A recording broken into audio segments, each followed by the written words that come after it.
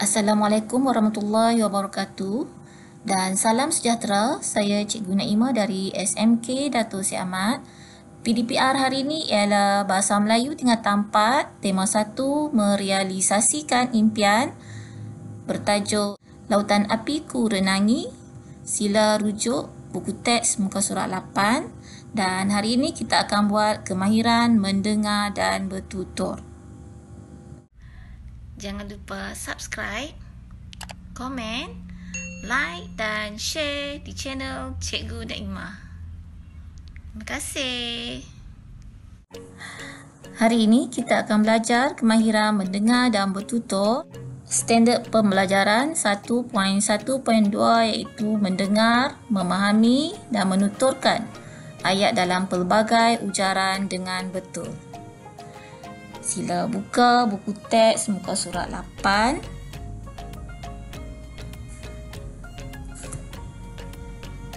Jom belajar berenang.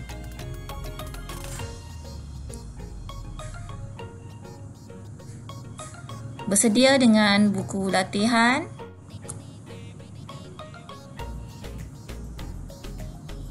Ujian mendengar.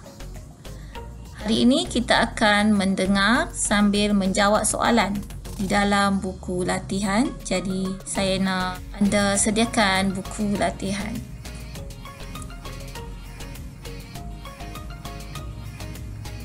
Langkah yang pertama, sila tuliskan tajuk. Tema 1, merealisasikan impian.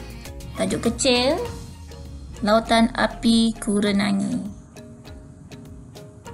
Di bawahnya, jom belajar berenang. Kemudian, jangan lupa tulis tarikh hari ini dan salin semua soalan dalam buku latihan pemahaman. Soalan 1, nyatakan definisi berenang.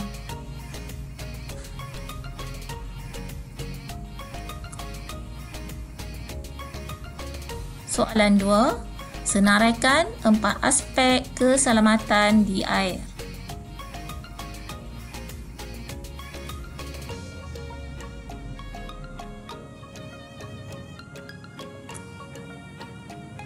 Soalan 3, berikan 5 perkara yang perlu diketahui sebelum belajar berenang.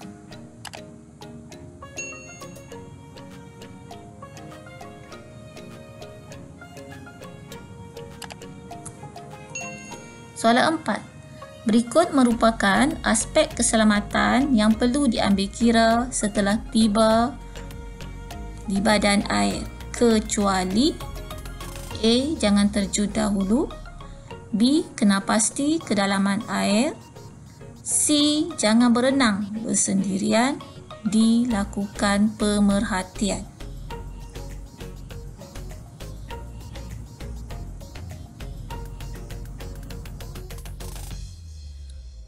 Setelah anda siap menulis ke semua soalan tersebut, mari kita lakukan ujian mendengar. Anda akan mendengar sambil menjawab soalan di dalam buku latihan. Selamat mendengar dan menjawab soalan. Tema 1 halaman 8. Lautan Api Ku Renangi. Aktiviti 1. Dengar, fahami dan tuturkan bahan dalam pelbagai ujaran dengan betulnya. Aktiviti 2. Terokai maklumat lanjut tentang panduan asas berenang dan laporkan secara lisan. Murid-murid, bersama-sama kita hari ini ialah Profesor Madya Dr. Tengku Fadilah Tengku Kamaldin, Ketua Jabatan Pengajian Sukan Fakulti Pengajian Pendidikan Universiti Putra Malaysia Serdang.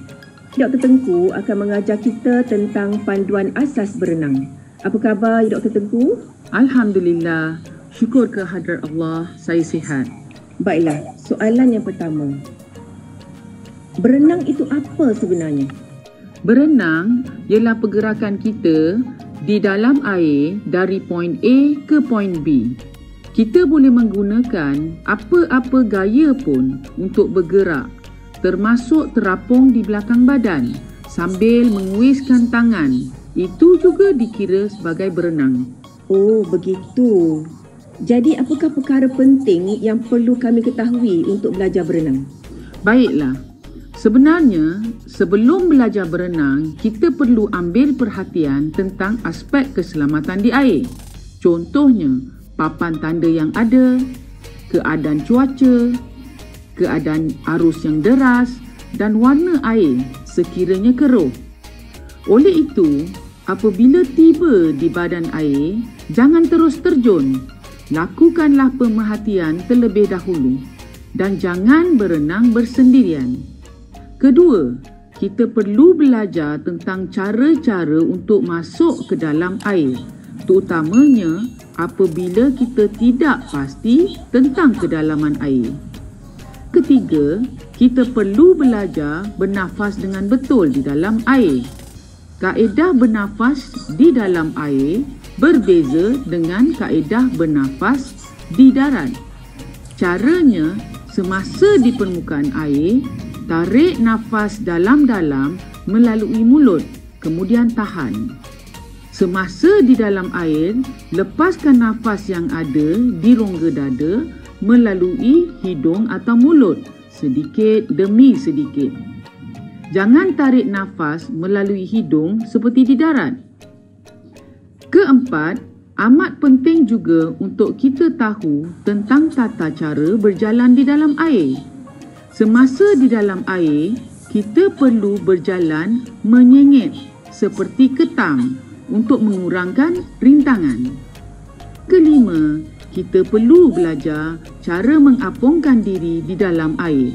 Mengapungkan diri juga ada beberapa cara. Pelajarilah satu atau dua cara kerana setiap cara itu ada kebaikannya yang tersendiri.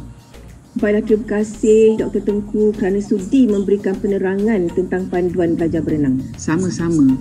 Mari murid-murid kita belajar berenang.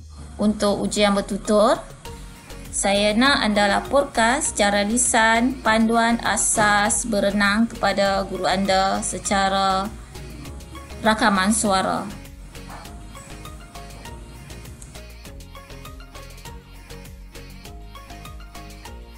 Sila hantar jawapan berbentuk rakaman suara anda kepada guru bahasa anda. Sekian, terima kasih kerana sudi menonton sehingga akhir siaran. Semoga kita berjumpa lagi di video-video yang akan datang. Bye. Jangan lupa subscribe, komen, like dan share di channel Cikgu Naimah. Terima kasih.